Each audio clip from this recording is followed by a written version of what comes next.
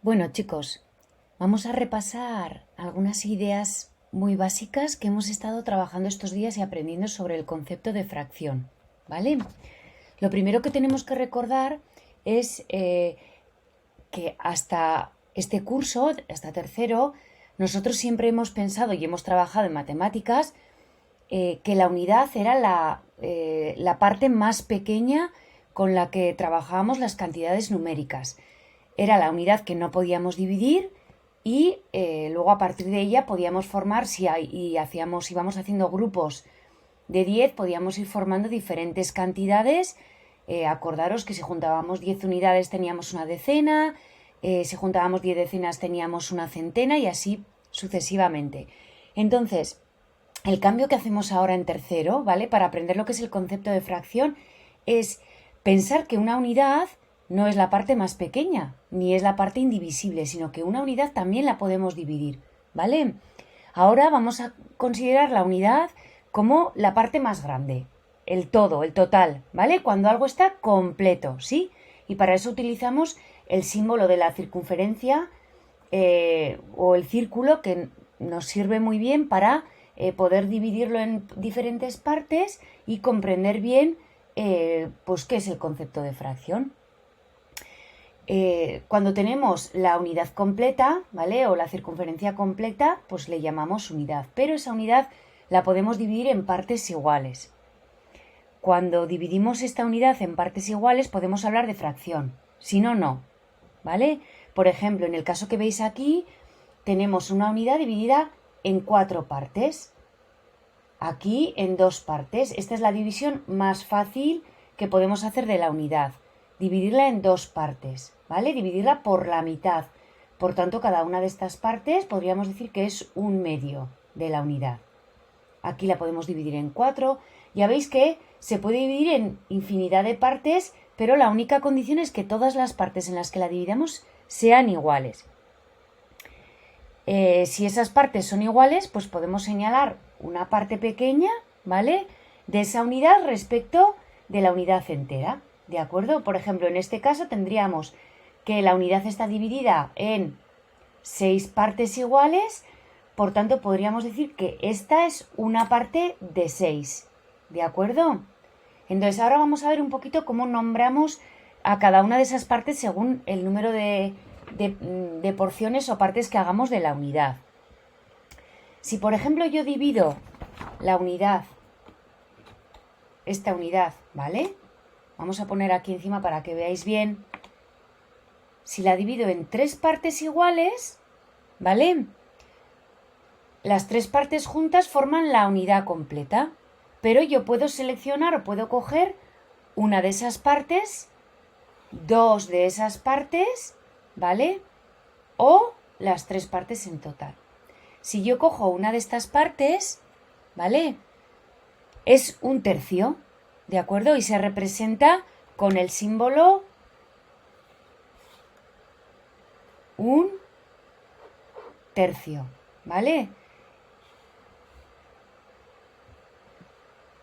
O si 6 partes son las que forman la unidad completa, ¿veis? Yo la pongo la unidad encima y puedo comprobar que tengo la unidad completa y que todas sus partes son iguales, pues puedo decir que una de estas partes es un sexto y lo represento así, 1 de 6 partes en las que yo tenía dividida la unidad, ¿vale? Entonces, nos acordamos que la parte de arriba, ¿vale?, que es el número de partes que yo quiero seleccionar de esta unidad. Ya sabéis que muchas veces hablamos de tarta, de pizza, porque nos resulta muy visual y muy fácil entender, ¿vale? Entonces, si yo, por ejemplo, quiero decir que me quiero comer un trozo de esta tarta, si yo compruebo que esta tarta está dividida en 6 trozos, puedo decir que me voy a comer un sexto de esta tarta, ¿vale? Entonces, el número de partes que quiero seleccionar de esa unidad es lo que llamamos numerador. Y así aprendemos también que el número de partes en las que yo he dividido previamente esa unidad, ¿vale? Partes iguales que forman la unidad entera se llama denominador.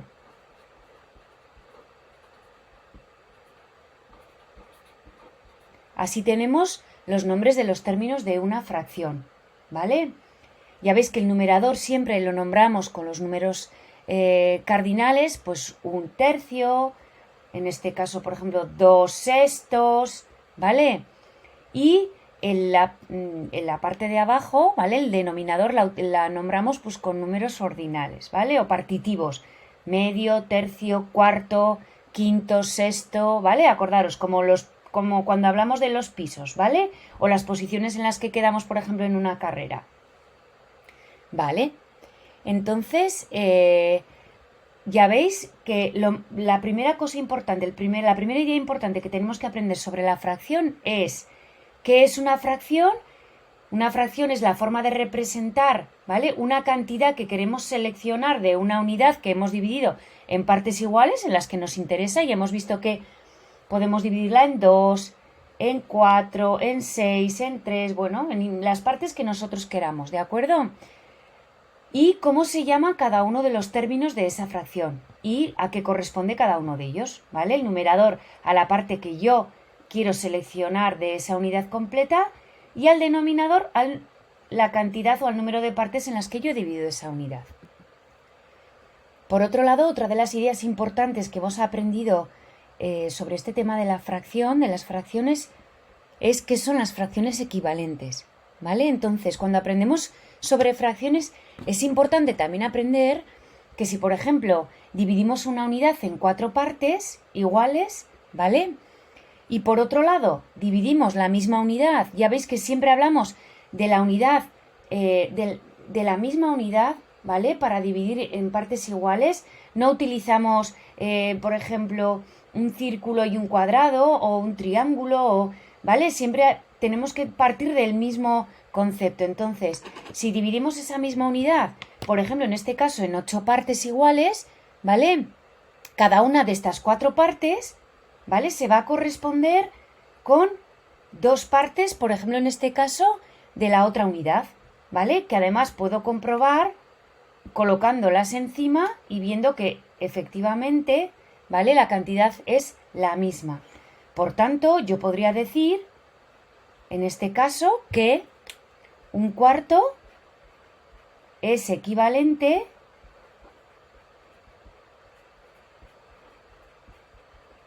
¿vale? A 2/8, ¿de acuerdo? Y con el material manipulativo que tenéis también para trabajar, podemos ver fácilmente, por ejemplo, que 3/12, ¿vale? Si los pongo encimica, 3/12 también equivalen a 1/4. Por tanto, 3/12 son equivalentes a 1/4 y a 2/8. ¿De acuerdo? Entonces, esto es importante a la hora de hacer operaciones y cálculo como hacemos que estamos haciendo en estas últimas sesiones de sumas y restas con fracciones, saber que si yo tengo que sumar fracciones que tienen distinto denominador, conseguir realizar la fracción equivalente que me interese para poner los denominadores iguales, pues puedo realizar la suma de manera mucho más fácil. ¿De acuerdo? Bueno, hasta aquí estas 2 ideas así como más importantes y un poco son la base de lo que estamos aprendiendo de este tema de fracciones, ¿vale? Espero haberos aclarado un poquito mejor las cosas y que os sirva para trabajar mejor el tema.